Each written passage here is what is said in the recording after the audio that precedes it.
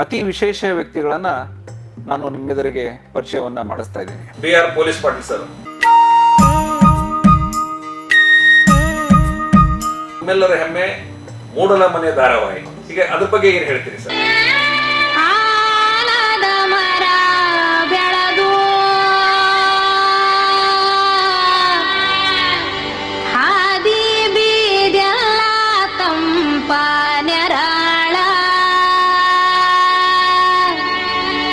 ಅವರು ಪಾಪ ಕೂತ್ಕೊಂಡು ನಿಂತು ಸ್ವಾಮಿ ಸ್ವಾಮಿ ನಮಸ್ಕಾರ, ನೀವು ಬರೆದಿರುವಂತ ಹೇಳಿ ಚಿತ್ರೀಕರಣ ಮಾಡುವಾಗ ನನ್ನ ಮೈ ಮೇಲೆ ಕೂತು ಇಷ್ಟ ಹತ್ರ ನಿಂತಿದ್ದು. ನಾನು ಯಾವ ಕೆಲಸದಲ್ಲಿ ತೊಡಕೊಂತೇನೆ ಅದರಲ್ಲಿ 100% ಇನ್ವಾಲ್ವ್ ಆಗ್ತೇನೆ. ನಮ್ಮ ಹಳ್ಳಿಯಲ್ಲಿ ನಡೀತಾ ಇರುವಂತಹ ದೊಡ್ಡಾಟ, ಸಣ್ಣಾಟ, ಶ್ರೀಕೃಷ್ಣ ಪಾರಿಜಾತ ಇವನ್ನೆಲ್ಲ ನೋಡಿದಾಗ ಇದಂತ ಅದ್ಭುತವಾದಂಥ ಕಲೆ ಇದು. ಇದರಲ್ಲಿ ನಾನು ಯಾವುದೇ ರೀತಿಯಲ್ಲಾದರೂ ತೊಡಗಿಸ್ಕೋಬೇಕು ಅಂತ ಅನಿಸ್ತಿದೆ. ಮೂರರ ನಡುಕ ಮೂರನ್ನ ಕಣ್ಣು ಕಳ್ಕೊಂಡದ್ದು ತಪ್ಪು, ಬಹಳ ದೊಡ್ಡ ತಪ್ಪು. ಜಾತ್ರೆ ಮುತ್ತಿನಂತ ಜನ ಕೇಳರಿ, ಜಾತ್ರೆ ಮಾಡಬೇಕು. ಹುಟ್ಟಿದ್ದು ಬೆಳೆದದ್ದು ಆ ಪರಿಸರ, ಅದು ಜನಪದ ಪರಿಸರ.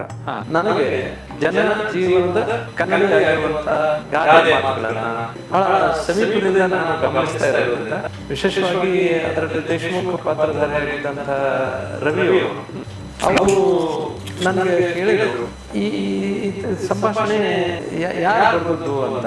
ನಾನು ಬರೀತೀನಿ ಅಂತ ಅವ್ರಿಗೆ ಗೊತ್ತಿರಲಿಲ್ಲ.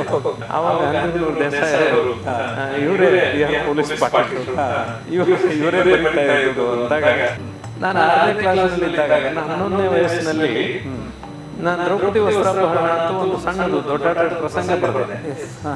ಕರ್ನಾಟಕ ಕಾಲೇಜಿನಲ್ಲಿ ಓದುವಾಗ ನನಗೆ ಈ ಯೂತ್ ಫೆಸ್ಟಿವಲ್ ಅಲ್ಲಿ ನಾಟಕ ಆಡೋದು ಇದೆಲ್ಲ ಅವಕಾಶ ಸಿಕ್ತು. ಅಲ್ಲಿಯೂ ದೊಡ್ಡ ಪ್ರಸಂಗಗಳನ್ನು ನಾನೇ ಬರೆದು ಅದನ್ನ ಗೆಳೆಯರ ಜೊತೆಗೆ ಆಡಿದೆ. ಇದನ್ನೆಲ್ಲ ನೋಡುವಂತ ಆಕಾಶವಾಣಿ ನಿರ್ದೇಶಕರು ನಮಗೆ ನಮ್ಮ ತಂಡವನ್ನು ಕರೆಸಿ ಒಂದು ನಾಟಕವನ್ನು ಪ್ರಸಾರ ಮಾಡಿದ್ರು. ಹಂಗೆ ಪ್ರಸಾರ ಮಾಡಿದ ಮೇಲೆ ನಮ್ಮ ಕಾಲೇಜಿನಲ್ಲಿ ನಾವೆಲ್ಲ ಹೀರೋ ಅನಿಸ್ತಾ ಇದ್ವಿ.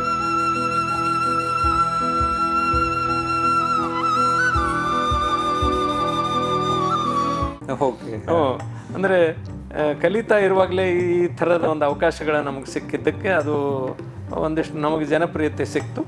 ನಮ್ಮ ಸಂಸ್ಕೃತಿಯ ಅನನ್ಯತೆ ಅದಲ್ಲ, ಇದನ್ನ ಇವತ್ತು ನಾವು ಕಳ್ಕೊತಾ ಇದ್ದೀವಿ.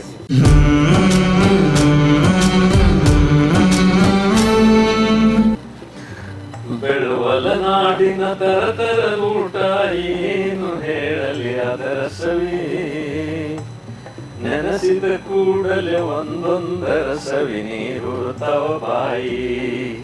ಗೋಧಿಯ ಹುಗ್ಗಿ, ಮುಂಬೈ ಮಾದೇಲಿ ಕುಂಬಳಕಾಯಿ ಪಲ್ಲೆ, ಹಿಟ್ಟಿನ ಒಣಗಿ ಮಡಿಕೆಯ ಉಸುಳಿ ಹಾಗಲಕಾಯಿ ಪಲ್ಲೆ, ಹುಳ್ಳ ನುಚ್ಚು ಮಜ್ಜಿಗೆ ಆಮ್ರ ಸುರುಕೊಂಡು ಸವಿಯೋ, ನೆವಣಕ್ಕಿ ಅನ್ನ ಜ್ವಾಳದ ಬಾನ ಸೆವಿ ಅಂದರ ಸವಿಯೋ.